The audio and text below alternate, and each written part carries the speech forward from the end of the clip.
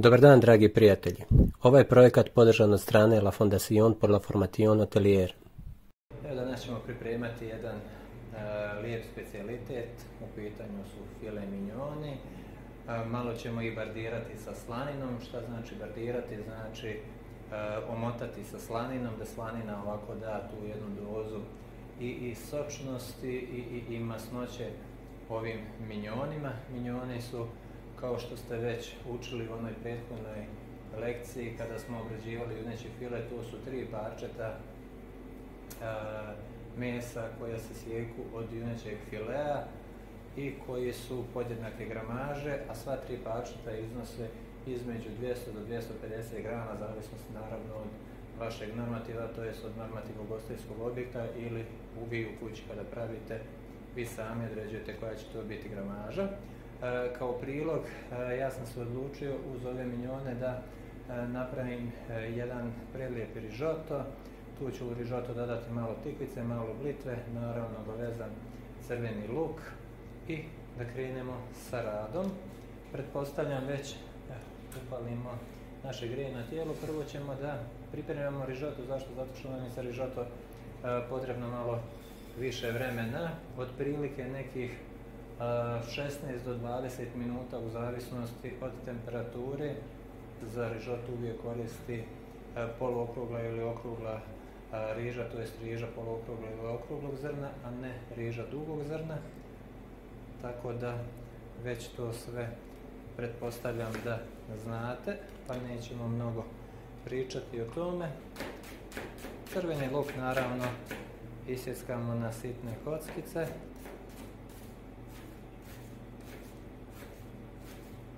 Ponovio sam već mnogo puta, imate i u onoj lekciji o nožima, o načinu sjeckanja, kako ćete držati nož, kako ćete oštriti nož, kako da naučite sjeckati, a ukoliko vam ovo zadaje glavobolju, danas je to zaista lako riješiti, imate milion onih nekih sredstava, aparata za sjeckanje, za usitnjavanje, tako da i nema potrebe ukoliko ne volite da sitno sjeckate ili ne znate ili vam predstavlja to problem, nemojte se mučiti, slobodno koristite taj neki aparat da vam to olakša. Evo ga, isjeckali smo luk. Ovo će nam biti dovoljno za jednu porciju. Tava je već zagrijana, u tavu dodajemo ulje. Kao što smo već rekli, uvijek u zagrijanu tavu dodajemo ulje, automatski onda se ulje zagrijava i dodajemo odmah luk i krećemo sa toplotnom obradom. Kada pripremamo rižoto, potrebno je da bude uvijek ili dublja tava ili šerpa da se priprema rižoto. Zašto? Zato što ćemo podlijevati stalno sa fondom, miješati i onda je neophodno da tava bude dublja, ne da budu plitke tave.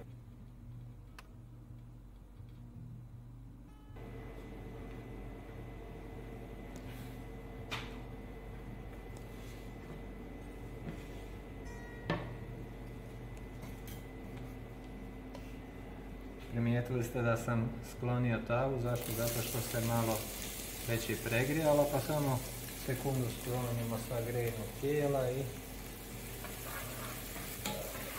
na taj način možemo dozirati ukoliko nam se pregrije ili ne pregrije, da znači radimo. Luk malo dinstamo. Kada nam luk počne blago rumeniti, onda dodajemo rižu. Rižu isto pržimo da nam se riža zagrije. Zašto želimo da nam se riža zagrije? Da počne da škripi kao kada hodate po suvom snijegu. Tako otprilike počne riža da škripi kada se zagrije.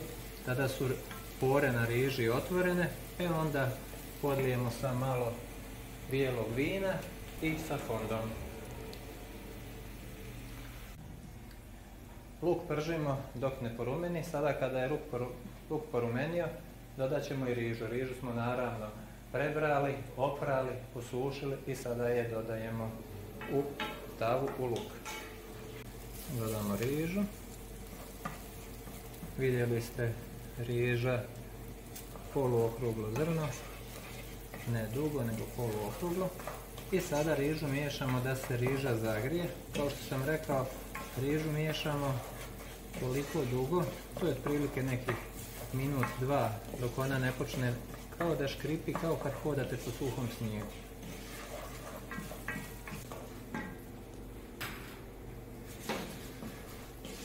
riža nam se već počela znači zagrijavati, počinje lagano da škripi, to znači da su se pore otvorile i sada zalijevamo sa bijelim vinom.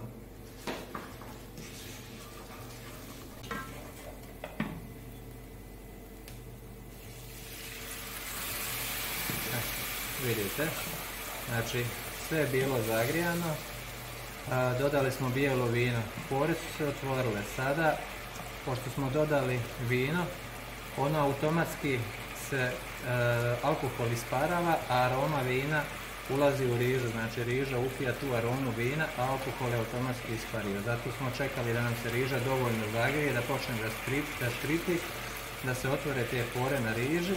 I zatim kada smo dodali vino, vino se automatski zagrijalo, alkohol ispario i onda sve one lijepe arome vina su ostale u riži i sada naravno polijevamo sa fondom.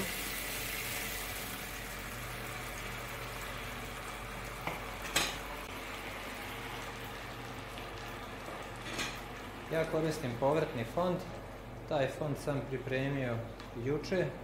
Zašto? Imao sam okrajke, imao sam korijen kupusa, imao sam malo okrajke tikvice, malo mrkve, malo celera, malo peršuna, malo zeleniša. Bilo je tu također i malo poriluka, znači sve onih nekih okrajke koji su mi bili od povrća, koji su mi se nalazili u frižideru. Ja sam uzeo, zalio sa hladnom vodom, pustio da prokuha, da kuha nekih 20-ak minuta, procijedio i dobio fond koji držim u frižideru i sada ga evo naravno koristim. Tu sam naravno ovu žučkastu boju sam dobio kako od povrća, tako i od, imao sam malo ljubičastog luka i malo običnog crvenog luka koji sam propržio i zato sam dobio malo ovu žučkastu boju fonda. Evo ovako, što se tiče znači riže, to već znate. Riža se ne možemo sad zaliti, što pravimo rižotu, ne pravimo kuvanu rižu pa ili onu dinstanu da zalijemo sa određenom količinom fonda, poklopimo i da se to lagano krčka, ne. Nego stalno, povremeno promiješamo i podlijemo sa malo fonda. Promiješamo, podlijemo sa malo fonda i stalno tako radimo. Dok nam se sada riža dinsta, mi ćemo malo isjeckati tikvice. Odlučio sam se da dodam i malo tikvica u ovaj rižoto. Zašto? Zato da obogatimo i ukus i nutritivnu vrijednost samog rižota.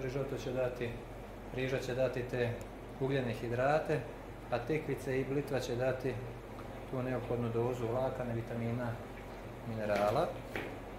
Tikvice ću isjeckati na rezance.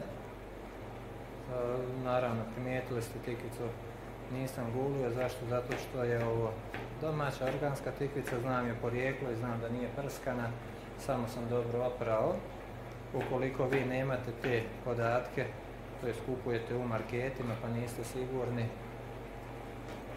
i kažem, ukoliko nemate podatke da je odakle je tikvica, znači niste vi posadili u svojoj bašti ili kupili od nekoga za koga znate da ne koristi neka hemijska sredstva, onda tikvicu samo dobro operete, ogulite i bez kore pripremate. Sad, još je radno da dodajemo tikvicu i blitvu. Sada ćemo da pristupimo pripremi minjona, to je bardiranju.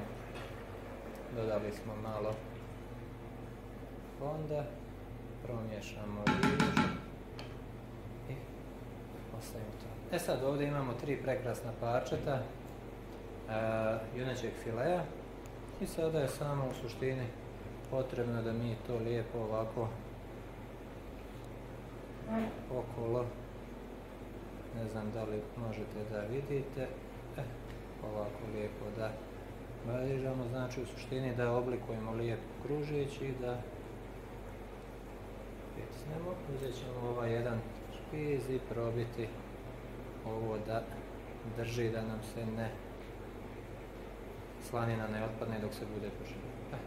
U suštini to je bardiranje, znači bardirati znači umotati namirnicu sa slaninom.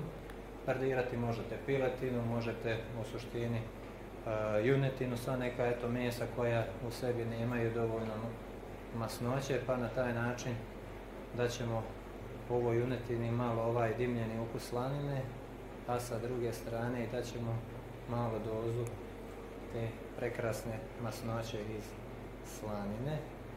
U suštini samo ćemo ovu visoko kvalitetnu junetinu dodatno obogatiti. Vi možete koristiti i one drvene ražnjiće, možete metalne ražnjiće, šta već imate u vašem domu, da varirate, da vidimo. Potrebni su samo ovako duža parča slanine.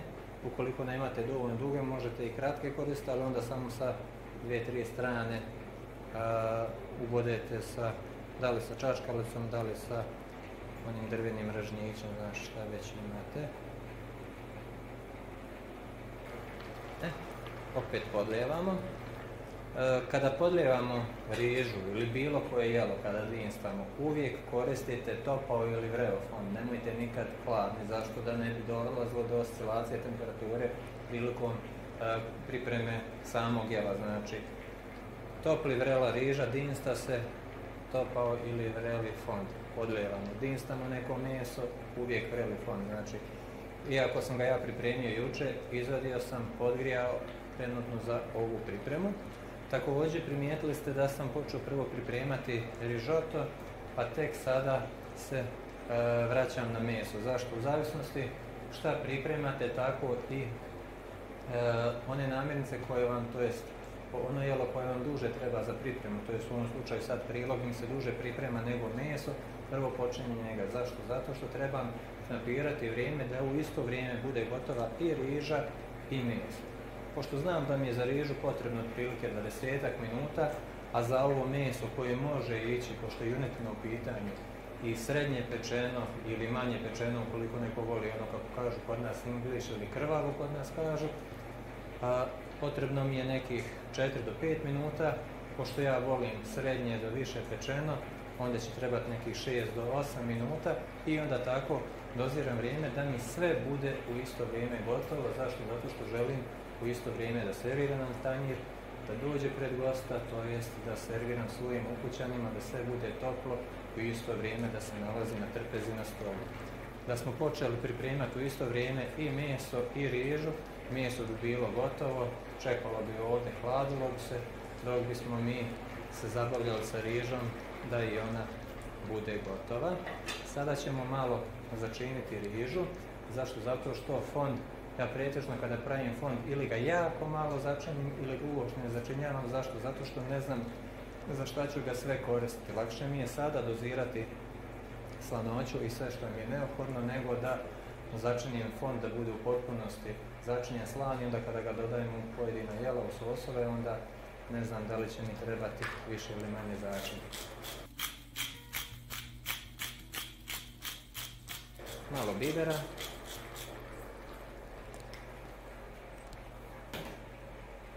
Malo soli.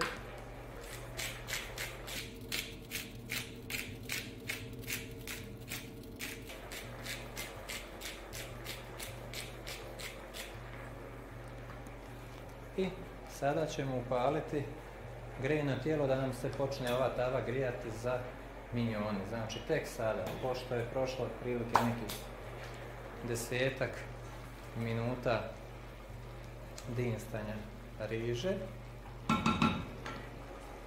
ja ću sada, evo, i sada mogu da napravim rižu da bude ovako, znači potpuno svijetla, da podlevam je samo sa fondom i pred kraj da dodam kašiku maslaca i da malo dodam narendanog parmezana i da kažemo eto imamo tu neku bijelu varijantu riže, ali ja ću ovdje pored maslaca, pored parmezana koji ću dodati i ovog povrća, rižu ću preliti sa sosom od minjona i sa sosom od pečenja. Vidjet ćete kako će to na kraju servirati. Znači riža će biti bijela, ali će ovi minjoni i njen sos biti tamak. Ali šta želim da vam pokažem? Želim da vam pokažem onu varijantu što sam vam pričao kada sam pravio sos od pečenja. Evo vidite, ono što svi mi u kući imamo, one kockice za led Kada sam napravio sos, onda sam sos od pečenja sipao u ove kockice i sada ću samo jednostavno da izvadim. Kada budem ove minjone okrenuo jedna druga strana prepržio, onda ću dodati 2, 3, 4, koliko god mi bude trebalo kockica za sos i imam sos bukvalno eto spreman u minutu. Znači, to je ona varijanta što sam pričao, pošto je neophodno, pogotovo za sos od pečenja, nekih 3 do 4 sata pripreme, nije to problem, ne radite to svaki dan, to pravite jednom u 15, 20, u mjesec dana, napravite veću količinu i onda možete pakovati ili na ovaj način, ili u kesice od zamrzivača, ili u neke plastične zdjelice s poklopcem i onda vi dozirate kada vam treba, ali evo samo da vam pokažem jednostavan, brz način kako vi možete uvijek u svakom trenutku imati zaista vrhunski sos za vrhunsko jelo. I sada nam se tava zagrijala, dodajemo ulje i počinjemo pržiti minjone.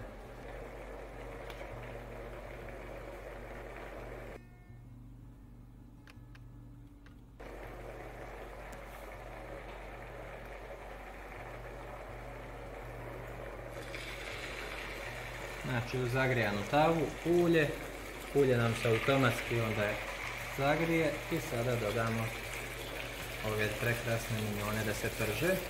Vidjeli ste, ja sam dodao malo više ulja, međutim kada ovo sve bude prženo, ja ću ulje izvaditi i onda ću tek dodati sos, pošto ne želim da sos bude mastan previše.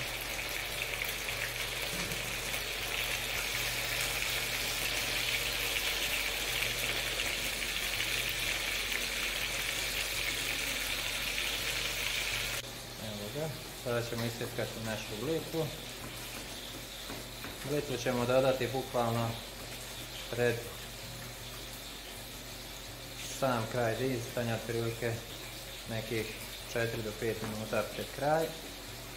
Tikvice također, a to je bukvalno sad, to je vrijeme kada se dodaje. Mislim da će nam riža biti gotova za nekih 5 do 7 minuta maksimalno, što znači da možemo sada da dodamo i tikvice i blitvu.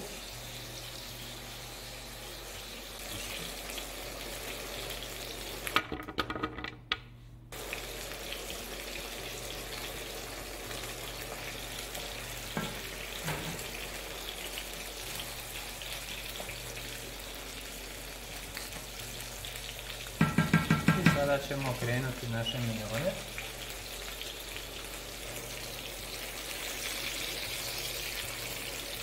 Vidite kako su lijepo porumenili, baš kako i treba da budu.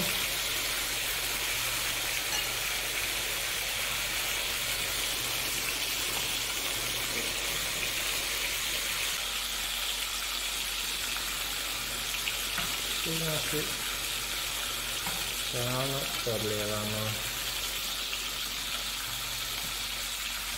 neprestano, ali uvijek malo po malo. Minjone sam okrenuo, sada šta ću raditi, pošto vidim da ovdje imam ova 2-3 parčeta koja su mi ostala i sad bi se oni vukli po frižideru, ne znam nija koliko.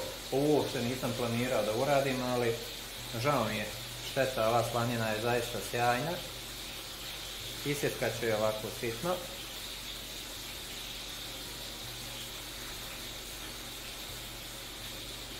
Evo ga lijepo na ove trakice. Samo ću obogatiti ovo naše jelo. Znači minjone sam okrenuo, primijetili ste. Pržio sam ih sa jedne strane otprilike 2 do 3 minute. Druga strana 2 do 3 minute. I sada ću ocijediti suvišnu masnoću. Evo ovdje imamo ovaj tanjir koji mi je već prljav, slobodno mogu u to da ocijedim. Opala. Nema veze, držimo. Vidite koliko ovdje masnoće je bilo.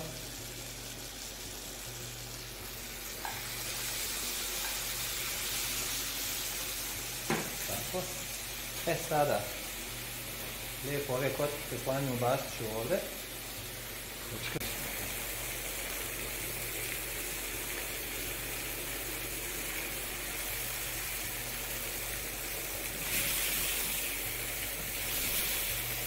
Samo lagano da ono krene da rumeni, da bude onako blago krstava.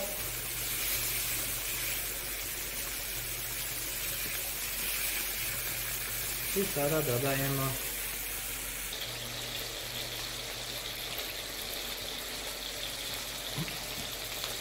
naš sos od pečenja. Evo vidite ove prekrasne kockice, one su već malo i otpustile, nisu toliko zaleđene.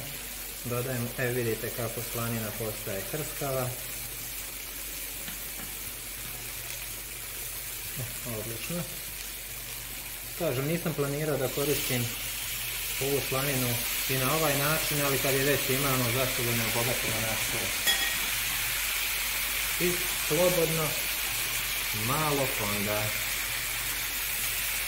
Znači isti fond koji koristimo za rižu, dodali smo ovdje i sada pustimo da nam sve ovo otopi, ukrčka i jelo je spremno za serviranje.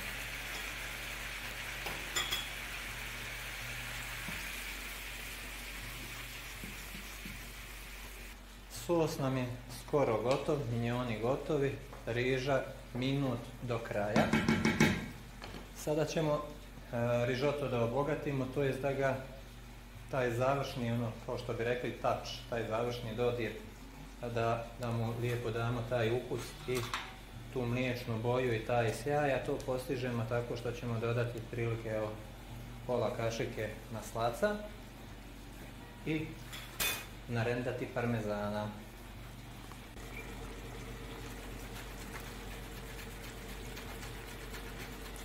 Kao što smo već naglasili, parmezan će dati tu malo mliječnu notu, taj malo reski slani ukus, a sa druge strane i povezat će ga dodatno pa će biti onako kremast i ljepljiv, dok maslac daje sjaj i tu mliječni ukus i tu mliječnu strukturu. Odlično. I sada naravno ovo izmiješamo.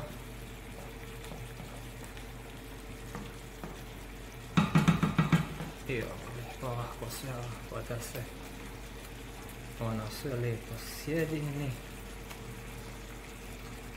Primijetite uvijek, znači rižoto treba da bude kremast, ne smije da ima onu svoju neku gustu strukturu, nego on sada evo do serviranja ono će taman da upije sve ove sokovi, bit će baš kakav treba.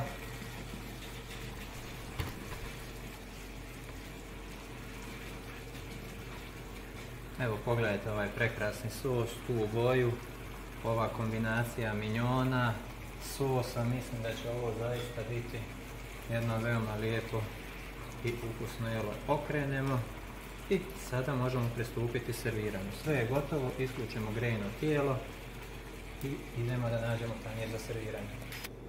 I dragi prijatelji, evo, naše jelo je spremno za serviranje. Imamo ovdje prekrasni rižoto sa tikvicama i blitvom. Jedna sjajna kombinacija ukusa, kvaliteta. Lijepo serviramo.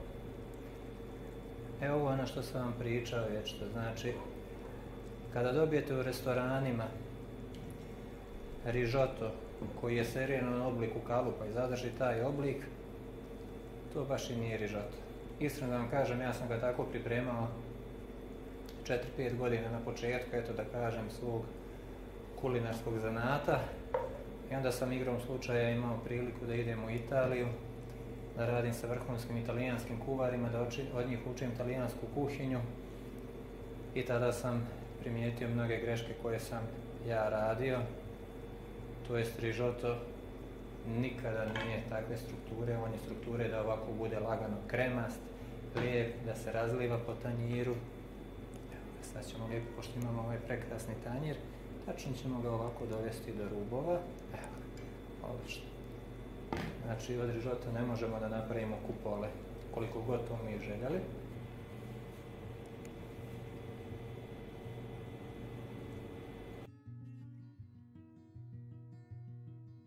Naravno, prije serviranja uvijek vadimo čačkalice. Zašto? Zato što ne smijemo servirati nejestive dijelove na tanjir. uvijek samo ono što je jestivo treba biti na tanjiru.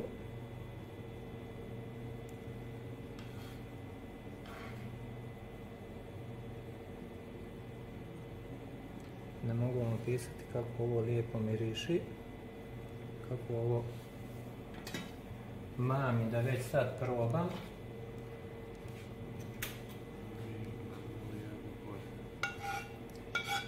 Naravno primijetite, najskuplje namirnice, najkvalitetnije namirnice uvijek se ističu. I sada malkice sosa, evo sos ćemo ovako u sredinu i po koja ovako kapljica okolo kada se bude jela ta riža, da se onda ovako lijepo izmiješa i da upije taj ukus. Lijepo malo i ovog prekrasnog sosa po riži, ove hrskave slaninice ovdje na sredinu. Malo dekoracije, ovdje imam bosiljak.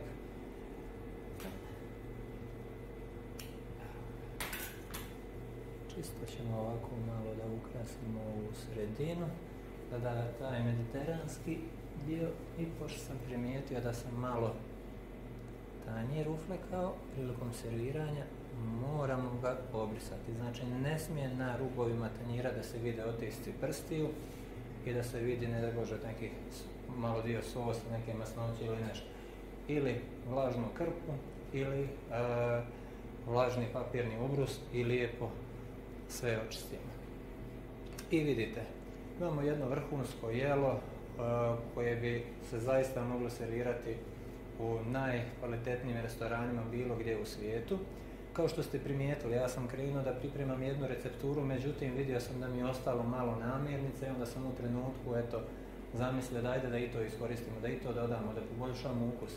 Tako se i vi igrajte i pravite i kreirajte jela u vašem domu. Znači ovo neka vam budu smjernice što vas ja učim, što vam ja pričam, što vam ja objašnjavam, a onda ćete vi svakodnevnim kuvanjem, vježbanjem, igranjem, da tako kažem, i zabavljanjem u kuhinji dolazite do novih receptura i do zaista vrhunskih jela. Pripremite ovo u vašem domu.